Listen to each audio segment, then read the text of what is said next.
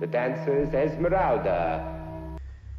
So, Bride of Re-Animator is on the menu for today. Now, Re-Animator is a film that I've said for a while is just on the edge of being bad, and that's not a bad thing. For me, there's this definitive line of where gore becomes too much, and gratuitous nudity becomes too much, and schlock basically in general becomes too much. Which is a reason why there's a lot of low budget 70s horror that I just find gross. And one of the reasons why I love 50s and 60s horror so much, because of censorship and just, societal boundaries. Them pushing their boundaries never really felt like necessarily gross.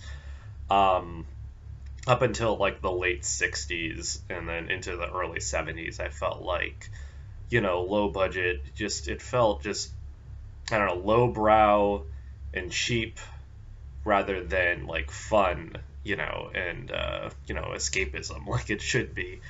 Um, and I feel like Reanimator, the original Reanimator, it has all of that fun, of schlock and like really toes the line, and has like fun gore and, fun scares and all of that, but never quite becomes so much that it is detrimental to the film and makes it feel like a lesser film that's taking cheap shots. It feels like a genuine, heartfelt film. And a lot of that comes from the strong cast, but a lot of that just comes from the presentation of the film itself. Hence why I have waited so long to watch the sequel to Re-Animator.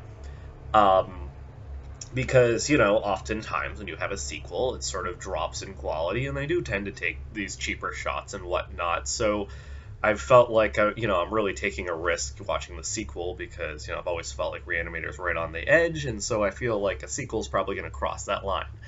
However, I have avoided this for years despite the fact that I love Re-Animator, so I feel like I'm ready for it, and it's one of those things where I like the original so much that I think I'm going to enjoy it because it has the original cast, or some of it at least, and situations and all of that.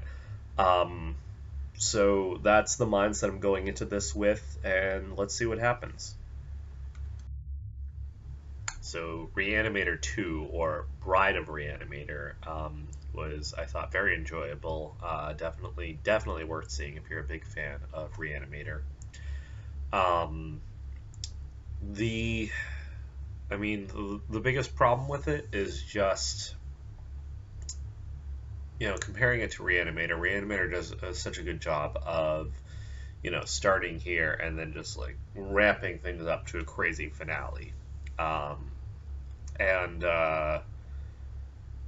Here, it's really hard with sequels to things like that. I mean, if you think of Alien to Aliens, they did such a slow build in Alien up until, you had this strong force, and then, they turned it on its head for Aliens, and made it into an action film, um, and, made it a lot less about body horror.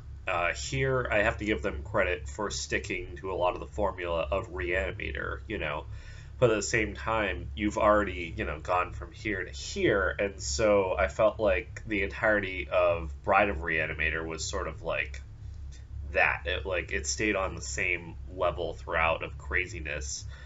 Um, it does have, a finale with a lot of action and a lot of chaos. But it just, even within the film itself, you had a lot of similar scenes, with that amount of action and gore and all of that. And so, yeah, I just felt like it wasn't as strong as the original, thematically, um, and in terms of, plot development and all of that. But yeah, it was cool to get more Reanimator after seeing Reanimator a bunch, throughout the years and enjoying it. And especially to have, three of the leads there doing as good of a job with their characters as they did in the original. And this, not being made that long after the original, so it does feel like a very direct sequel. Um, so yeah, definitely a fun little film that I enjoyed and would recommend again to fans of the original.